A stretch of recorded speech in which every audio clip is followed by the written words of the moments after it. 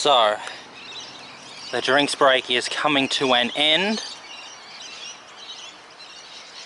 We are about to enter into the 21st over of this Riverside innings. The score is 2-4-66.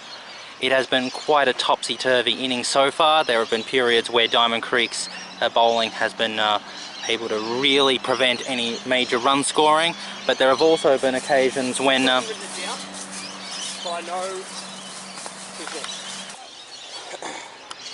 so we've had quite a topsy-turvy innings so far. There have been periods where Diamond Creek's bowling has been really able to prevent any major run scoring from Riverside, but there have been times, especially when the occasional loose ball is bowled, where Riverside are able to put good run making scores in a row, and suddenly the run rate jumps significantly. And Helsinki comes into bowl, and it is a half volley driven through the covers,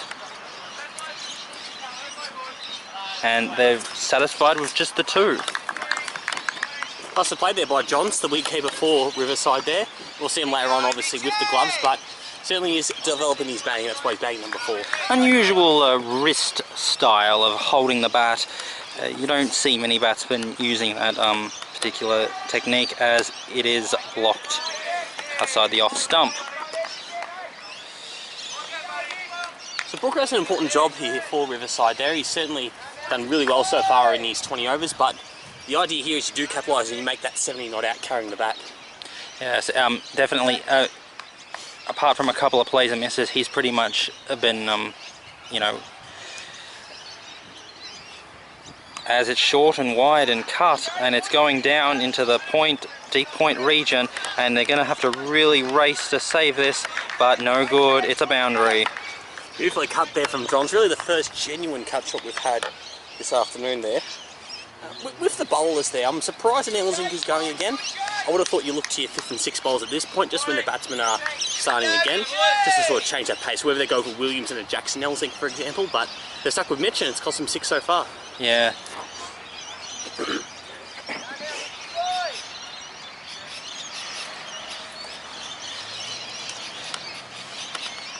Helsinki comes into bowl, and it is blocked, fielded there by the short fine leg.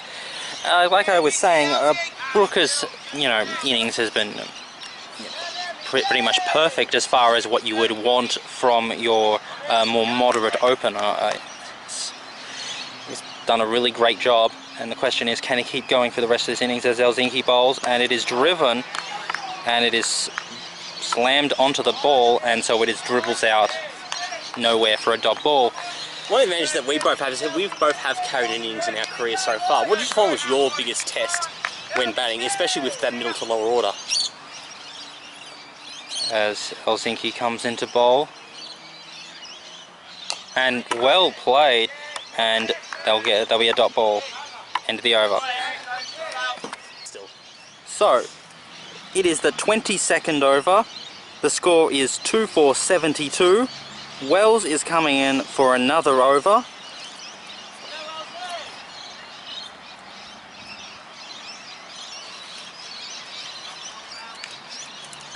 The field is pretty much the same thing. There hasn't been any remarkable change here. So he comes into bowl. And it's a wild swing, leading edge into the covers, and it falls short, and they'll come back full. They'll get the 1. And the batsman, the fielder, was a metre or so away from getting that ball and had to get it on the half volley. I think that right there is an example of one of the challenges that the opener faces when trying to bat through the innings, is that tiredness with those shots, especially lofted. Wells bowls, and play and a miss. Well, to answer your question, probably the thing that you don't have to worry about is you just have to trust that your partners in the lower order are going to be able to stay in. You can't think that I can't give the strike to them, they'll go out, as Wells bowls and it's blocked. And the question, it really is about momentum, because the fielding team will think that if they can get 6 balls at this particular player coming in 9 or 10, that it'll be a maiden. And so if you can just encourage the 1s and 2s, suddenly the fielding team's plans go awry as Wells comes into bowl. And it's, whoa, look at that. Short of a length, a little extra bounce. It looked like it was going to clip the glove, and the batsman had to swing out of the way so that the ball went back to the keeper. That's one of my least favourite shots, that Fed shot, but one of the advantages I think you had in your one, if we're going to compare our two carrying the bats. Wells comes into bowl, and it's blocked. Is that when you carried the bat, your team managed to get to 140 in the afternoon, if I remember right. And when I carried the bat, we made 58.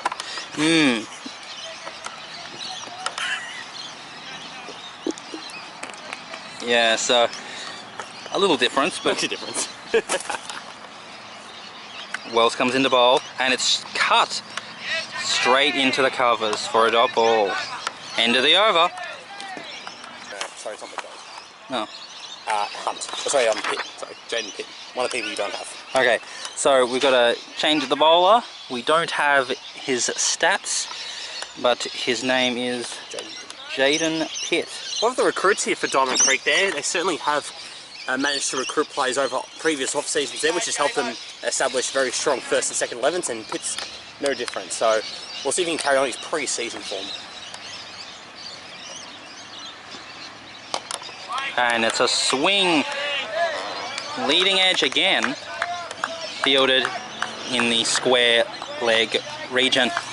He seems to be a right arm medium pace, nothing remarkable about him. We'll have to see a bit more to see if he can get any movement of the ball. And left alone outside the off stump. One of the challenges here, just going back to the keeping side of things there with Merritt, one of the things he'll find as a challenge, especially in his later, is the fact the batsman will play at most delivery. So instead of expecting the ball to be left outside the off stump, you're getting to receive less balls. And it's driven, but a dot ball. And so what that means, you need to make sure your technique's very similar. You're still crouching low and coming up with the ball there. You certainly don't want to be lazy with your technique, because what you'll find is that the edges will come quick with the big swings, or there'll be potentially ones keeping low, especially with the older ball. Yeah, not going to be easy. He bowls, and it's whipped off the pads, and fine leg, a dive, and unable to stop it there. That is 4 runs. Fantastic shot there from Brooker there, and that's the benefits of having your iron, especially on this ground, when you can find some of the shorter boundaries there. Your timing with the eye that you've gotten in so far helps you get to the boundary, even if you are a little bit more tired. Considering the way that this batsman is gripping his bat, I definitely would say avoid his pads at all costs. Comes into bowl, and it's on his pads again, and he whips it away again, and this time no runs. It was hit directly to the fielder there at square leg. The square leg fielder is fielding a bit deeper than the rest of the fielders in the cover regions, but the ball was hit so well that there was just no time for a run. Well said, McDonald doing well there at square leg. And it's another ball, and that's a wide. That's one of the changes the umpires have brought in there, being more strict on those leg side wides there. That's actually the first one Diamond Creek's bowled, so it's been quite disciplined, but you'll find that across the afternoon there'll be more of those calls. I'm quite pleased with it. I think that comes into bowl, and it's played away into the onside, and they'll get the 1 run fielded by the mid-on. It's the end of the over. So, it is the 24th over. The score is 2-4-79. And as I was talking about in the previous over, one of the problems with the Diamond Valley Cricket Association is that it's very decentralised, which means that there's no, unlike with the higher forms of cricket, there's no real authority to oversee the entire management of umpiring, and so that means that the subjective elements of umpire to umpire will much more come out to play, which means that games are very much more uneven. As Wells comes into bowl, and it's going down the leg side, and he missed it, hit the pads, but only one person appealed. And so in that situation, if you want good, solid, consistent cricket, you just have to take the subjective factor out of play and bring in more objective rules and saying this has to be a wide, as Wells comes into bowl. and it's left alone outside the off stump. So that's why I'm very pleased with this. I think the quality of cricket will become more consistent over time if the umpires have a much more standardised and stricter interpretation of what is and isn't a wide on a particular day of the week. Well said, and certainly what it will also do is stop that really defensive bowling which you don't want to see. And it's, oh, very unusual shot there, and it's going down into the onside, and the fielder is picking it up, and they'll get back for 2. It was outside the off stump, short of a length, maybe even drivable, but he rolled the wrist on it and it spewed out into the onside. It's one of the strengths of Booker there, to make sure he plays to his strengths. We know he's been fantastic off the pads there with most of his runs through that mid-wicket region. Wells comes into bowl, and it is, oh, well. I will take a look at that one on the action replay, see if it did carry there, but that's the advantage that you have when you're so strong off the pads, that whenever the bowler finds his length outside off, you still can use your footwork to get out of the crease. And I'm just watching the action replay, and that has carried. So missed opportunity there for Dale Wells. Disappointing as Wells bowls, and it is again on the pads, and it is played out into the onside for a dot ball. And the sun is really coming out now. The brightness that we're picking up on our monitor is increasing, and that's a implication of the reflection of the light hitting the camera. And swing and a miss, wild swoosh. End of the over. So it is the 25th over. The score is 2-4-81. And as I was saying before in the previous over, the sunlight will hit the pitch and will hit the cars and will hit the grass, and that light will then reflect back into the camera, which means the level of intensity of the sunlight will reflect in how it comes off in the monitor with indirect reflective sunlight. And so as the clouds are now covering up the sun, we can see that the grass is becoming a lot more greener than it had been last over. And so it's the second over of Pitt, same field as last time, and driven for a dot ball. Well, driven there, Bon John's there, and he's just got to back himself in here.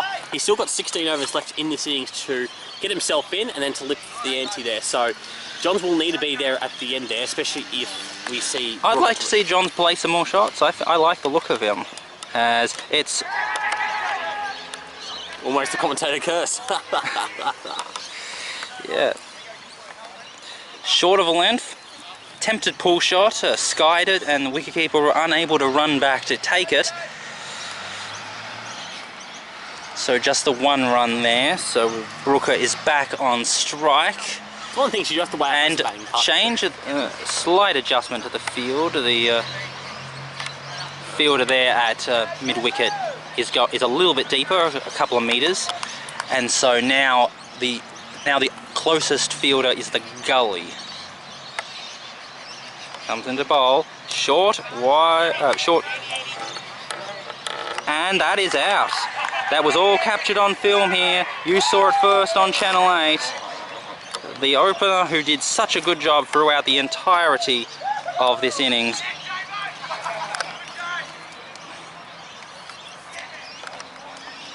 And so there goes Brooker. Fantastic job there done from Brooker, batted the whole innings, and I was just about to speak about weighing up as a batting partnership, who goes and who decides to bat through. My thoughts were to lean towards Johns batting through just because of the fact that he would have energy to still lift the ante in the last 5, and now he'll have to because of the fact that you've got young Connor Gedge coming to the wicket there, brother of Nick Gedge, the opening batsman.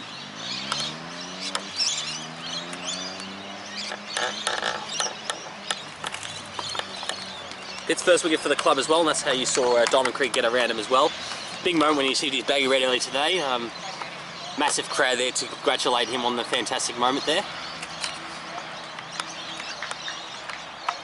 As there he's walking through the gate and sitting down.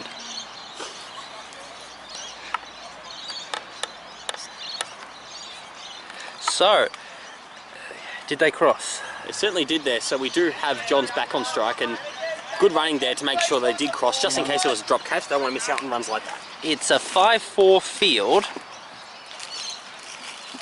with everyone in the deepish covers.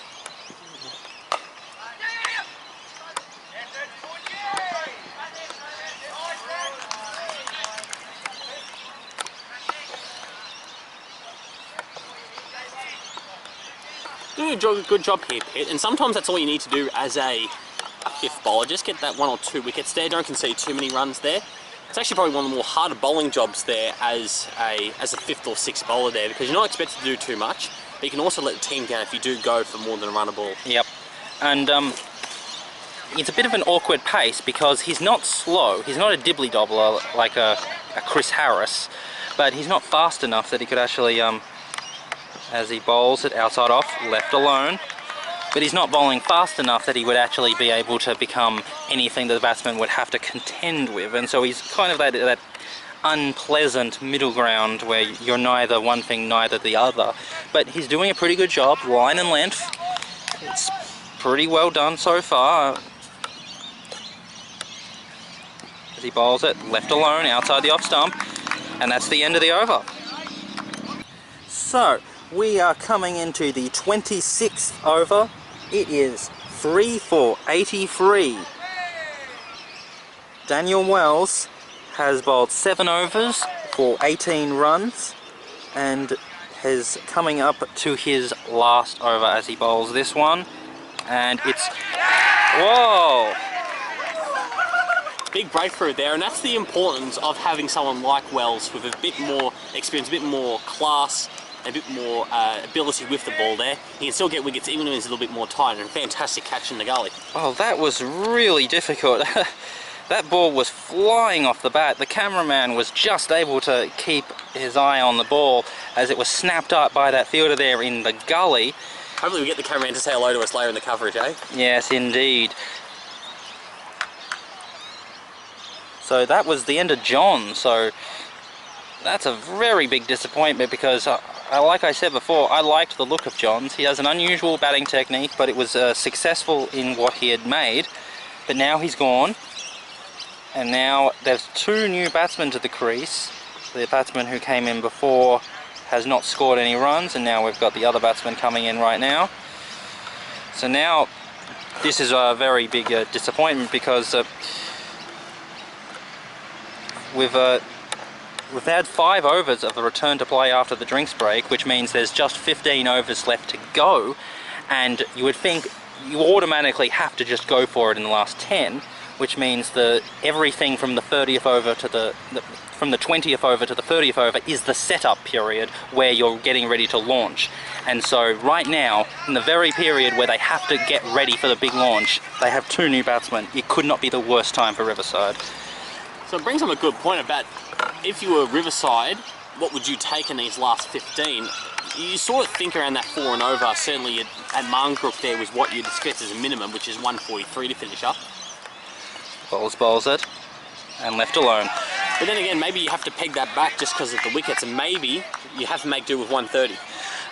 It's very disappointing. Like, I cannot think of a situation where chasing less than 4 runs and over could give you a solid chance of winning. So 130 is well below what Riverside would want as it's played away. But right now there's just no situation where they could actually find, get into a position where they could get a 160 score, and yeah, it's very troubling to see what are they going to do. Wells bowls it, and it's blocked. So, done a fantastic job here, Dal, and this is the sort of skills that we have talked about in the coverage and what we mentioned before about whether there was room for him in the senior side, and we're both probably leaning towards it at this point. It'll probably depend on injuries and forms in the first side. Wells comes into bowl and left alone. He's exactly the type of bowler that you would want as a second change bowler. He is not going to take a bag of wickets, and he's not going to swing the ball. But the thing about second change bowlers is that they're always vulnerable to a batsman going on the charge as he bowls it and left alone. That's one thing they didn't do across their spell. They didn't really use much footwork coming down the wicket. End of the over. So that was a wicket maiden. So we are coming into the 27th over. The score is 4 for 83. Jordan Wells has finished his 8 overs, 2 for 18. Fantastic spell there from Dale Wells. He did a splendid job there for the team. Dale Wells. It's going to be up to Pitt here to do the job again. He may have to bowl all his 8 overs. And blocked there for a dot ball. Just above 2 runs per over, which is a magnificent performance. You would probably consider the benchmark of a really good medium fast bowler bowling in a one-day game to be 3 runs and over, and he's undercut that by a significant margin. As Pitt bowls again and pulled, and that's 4. Wow, that was slapped. And the fielders didn't bother even trying to chase that. That was how well it went off the bat. Very much an emerging batsman there, Connor Gedge. As mentioned, the cover is the younger brother of Brad Gedge, and a lot of similarities in bag technique there. He's got a big responsibility. He occasionally can't afford to chew up too many dot balls there, and that'll set the tone there if he can get his timing early.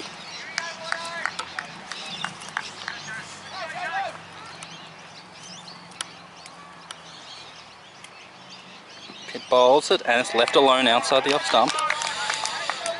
So for what I've seen so far of Gedge is he's got a very large centre of gravity in terms of his stance, and that's the base from which he can swing, and so anything that's outside of his line will not be his go, and that's left alone for a dot ball. Good example of that there. Certainly that sort of delivery would take a drive on the up to score, but out of his comfort zone, so still leaving it alone there even at this stage of the innings. Definitely, you would think that in the final 10 overs, when it's time to really score, he would try to lift the ball onto the leg side through a he's quite a big fellow, and so I would imagine he could really hit the ball hard into the leg side for boundaries. And left alone outside the off stump. Another good delivery by Pitt. I'm very impressed by him. Both Pitt and Wells have been the best 2 bowlers so far from the Diamond Creek side, and what stands out for me is that they are unremarkable. They're just good line and length bowlers that you want in your team. And bad ball there, no ball.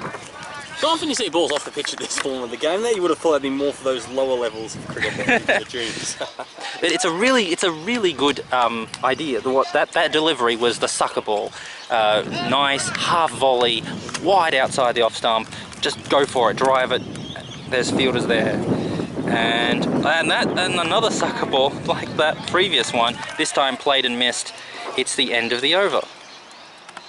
So it is the 28th over. The score is 4 for 88. We have a new bowler coming into the crease. We have got Jackson Ellison coming on to bowl there. Still, I believe, in the under 16s there, but he has come a long way there as a developing quick there. He's got a lot of basketball ability as well there, and you can tell with his height there. So looking at his My Cricket statistics, he's played 121 games, 99 wickets of 13, best bowling of 5 for 4. There's the ability there. He certainly can get wickets in a hurry there, and has done a lot of workhorse duties for the lower grades. Has earned his spot here in the second 11. Yep, and so looking at the field, it's pretty much an orthodox conservative field. There's only one fielder in the outfield, which is the fine leg, and no one is in except for the gully. And so let's have a look at what he can give his first ball. And very tall fellow, a little bit of extra bounce, and batsman blocked it a bit higher on the bat than what he was expecting for a dot ball. Uses his height more of his bowling action than his brother Mitchell there. Mitch certainly does use more of his shoulders, with Jacko using more of his height. No. Elzing comes into bowl, and well played again for a dot ball. And once again, the ball just getting a little bit of extra bounce. That ball was fielded also by the 12th man, Noah Merritt, one of the premiership players from the G2 side last year. And the sun is still out there, but we've got a bit more wind now. As Elsing comes into bowl, and wild swoosh for a wide down the leg side. One of the only problems that Elsing had when he was playing in the lower grades, there was the bad balls tended to be either punished or go for extras there, so he never seemed to get away with those ones there. And maybe at his pace he can't afford to bowl any of those. Elzing comes into bowl and played away, glanced for a single down to the leg, down to fine leg. Also quite a tight bowler to the left-hander, so Gedge may not necessarily have the loose balls he's expecting there with the left-hand, right-hand combination, which I know you're a huge fan of. Yes. No one in the slips. I mean, that's okay. I think you'd back Sexton of the fine. I'd have either one slip and one gully, or 2 gullies. And what are they doing now? I think a point a goal. So they've got the forward point and a backward point. Like, if he bowls it short of a length, extra bounce, the batsman hits the gloves or top edge, that's where the wicket will be. Because quite clearly this batsman likes the ball on the line of his body, where he can actually stroke the ball through the leg side, so you have to bowl it outside of the line, and he's going to be hitting it away from his centre of gravity, which means there's going to be a leading edge into the gully region. And a very aggressive cover drive there, broke through the hands of the fielder in the covers, and they get 2 runs there. And that's the type of shot that I really think should be encouraged, because it's one of the batsman's weakest shots. Even though he played that one well, I think it's his weakest shot, and so that's what he got focus on. And it's blocked there. What you also want to do is make sure that they're hitting to your best. End of the over. Williams is that. So taking guard now. It's the new batsman.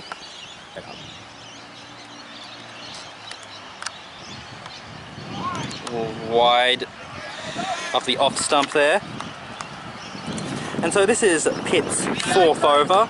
He has conceded 13 runs from 3.1 overs.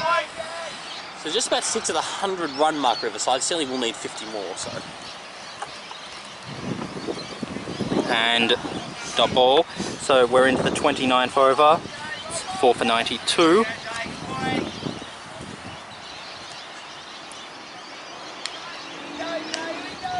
So we're coming up to that most important period, which is the last 10 overs of a one-day innings. And a block there.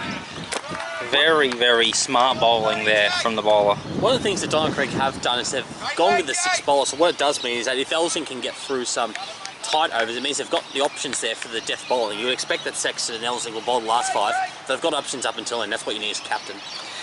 Definitely. Bowls and cut, late cut, down into the wide 3rd man region. The fielder is chasing it, and he saves it. No, unable to save it before the boundary. Beautifully cut there. That's the sort of thing you need to do on this ground, is make sure you do take advantage of the short ball, because even if you are not getting into the boundary, you still can pick up those runs to the long boundary, get the fielders to chase.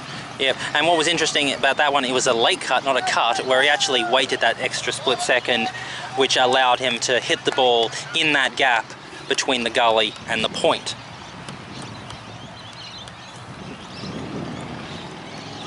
Was that short, wide cut, and almost a carbon copy of the previous. And another 4. Been disappointing bowling here from Pitt there. They may have to look at the change, which going into the 4th over you sort of don't want, but then again, if you've got your 5th bowler there, you may expect the occasional loose ball. So really important there that Williams gets around to Pitt to make sure the field's right there. Maybe they have to have a sweeper at point as opposed to the regular. Yes. It's going to be, I wonder what's going through the thoughts of the captain of the Diamond Creek, because he would be very happy with what's happened over the last half an hour. As Pitt comes into bowl. Another short wide, and it's cut through the 3rd man region. And it's 4 more. 3 boundaries in a row. Suddenly, all that work that Diamond Creek has put into the last half an hour of getting the run rate low, the wickets, the batsmen are struggling to think of an answer. Suddenly, now the run rate has got a big boost, and got to think of what are you going to do over the next like 4 overs before you can really start to look to go to your frontline bowlers to really go for the death. It might be the situation to go back to it, but for some off spin there, just because of the fact that the pace of the ball has been getting to the boundary, so maybe the off spinner again for his last 3. Pit bowls, and it's full blocked. And it's the end of the over. I'm sick of not knowing this thing. So, we're coming into the 30th over. It is 4 for 105, so the run rate has gone from being in the low threes to now it's approaching the high threes, or the mid to high threes. And so very good batting from Riverside over the last couple of overs, as Helsinki bowls it and it's blocked into the covers for a dot ball. Pretty much the same field as we saw the previous over. Once again, there are 3 fielders in the area on the offside at square or below, behind square, as Helsinki bowls. Okay, I'm gonna have to change over the. Is it dead? I've got the warning. So End the over, you're going. end of the over. It'll be in the new camera, the new battery. It's in that. It'll be in a small white box. Helsinki bowls, and it's played away. That last over there from Doyle definitely did change the course of the innings there. Before we were talking about how the 130s was going to be the par target, that sort of opened it up a bit. Maybe 160 is back on track now. You would expect to get at least 5 runs and over in the last 5 overs, and the question is how much are you going to get in these next 5 to make the allotment of the 10. And it's played away, blocked into the gully region. Tried to run it off the face of the bat, but didn't time it right, and it just went to the gully. Either side, McDonald there at gully can get some runs there, but you got to play with a bit more power. This will risk a bit more.